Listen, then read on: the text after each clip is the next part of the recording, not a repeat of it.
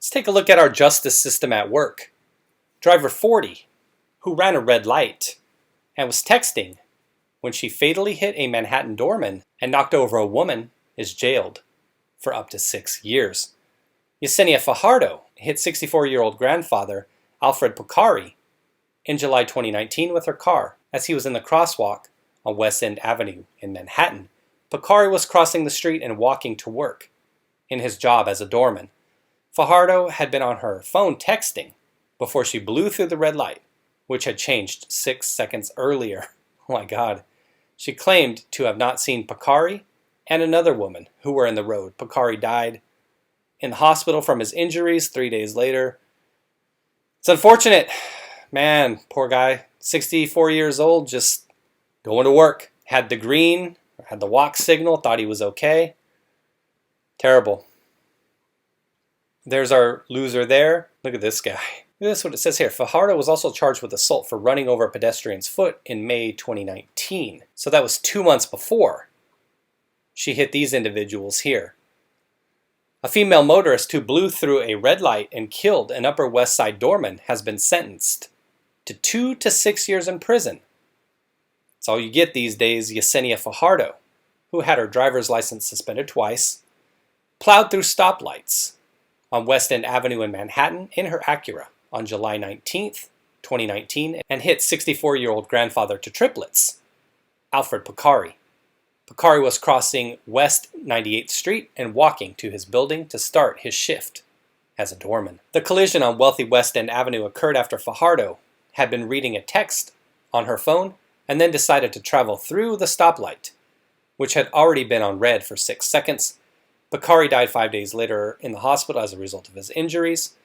Fajardo also seriously injured another woman at the time of the incident, shattering her pelvis. Man. The woman was then said to have tried to sweet-talk the cops at the scene, according to the New York Daily News, and tried to insist that the traffic light was still green. I saw the light ahead was green, so I thought the one I was going through was green, she said.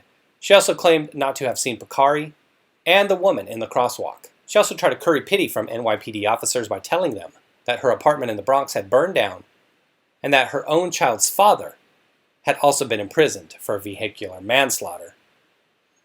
There will be some jokes there that we can throw out there. Pocari.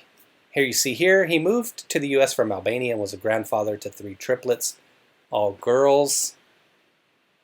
Too bad. Fajardo was found to have 9 moving violation tickets on her driving record. Her lengthy criminal history includes 2 unlicensed driving convictions, authorities said. At her sentencing Friday, Fajardo wept openly, while 2 victims read lengthy impact statements describing the loss they suffered as a result of the crash. Fajardo then addressed the court and stated through tears that she was sorry for what happened. The Manhattan District Attorney had recommended a sentence of 5 to 15 years. That would have been something that would have been a bit more logical, closer to 15, the maximum under New York law, but the judge handed down a term of between 2 and 6 years, restorative justice. There you go. The death of Alfred Pocari, a beloved grandfather of 3, was not only tragic, it was a foreseeable and devastating consequence of the defendant's habitually reckless driving. Manhattan District Attorney Cyrus Vance Jr. said in a news release, and I bet that Mr. Vance would have hoped for a longer sentence. That judge, man, jeez. I know we don't hammer people forever. We don't want to lock them up forever. Given that lengthy record, lives sure aren't worth much, are they? Our laws are fundamentally broken when it takes the death of a fellow New Yorker to get a driver with a history of reckless conduct off the road, as demonstrated in this case. My dad came from Albania for a better life for his family, said Pocari's son, Samiar Pocari. My dad was a dreamer. He had big dreams for all of us. His personal dream came true when his 3 granddaughters arrived. He was a hard-working man who worked hard for me and my sister. He was a virtuous man who stood up for his beliefs, said Samiar. He was the rock of our family. Fajardo's lawyer, Alan Farbman, said she was devastated and fully accepted responsibility for her actions. At the time of her being charged, Fajardo was also charged with assault for running over another pedestrian's foot in a separate driving incident in May 2019 in Tribeca. So they've got the May incident, they've got the death of Alfred, they've got the other woman with the crushed pelvis from that same incident. Yet we're talking about an individual who could possibly be out of jail in 2 years. Restorative justice. In that incident, she ran over the foot of a 47-year-old man who was in a crosswalk at Desbrosses and Washington Streets, authorities said. Fajardo got out of her SUV but quickly drove off after the victim informed her he would be filing a report. Hit and run! Police caught up with her after the victim managed to take a photo of her license plate before she left the scene. When police questioned her, she disputed the man's account of what happened. I know the incident that you are talking about. I don't believe that I hit him. I thought he was just exaggerating.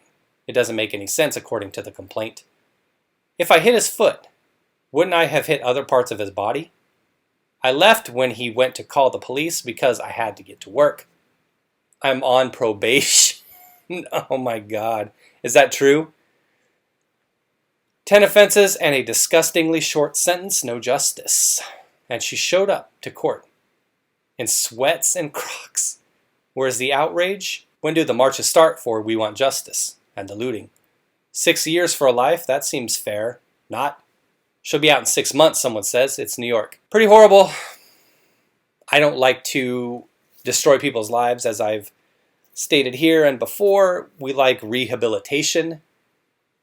However, there's a person's life lost, crushed pelvis, hit and run incident. There's other instances on her records. When you let somebody off easy time and time and time again, this is what you get. She has no remorse. She doesn't care. She should be thanking her lucky stars, though, that she got off this easy. All the damage she did, to be facing only 2 to 6.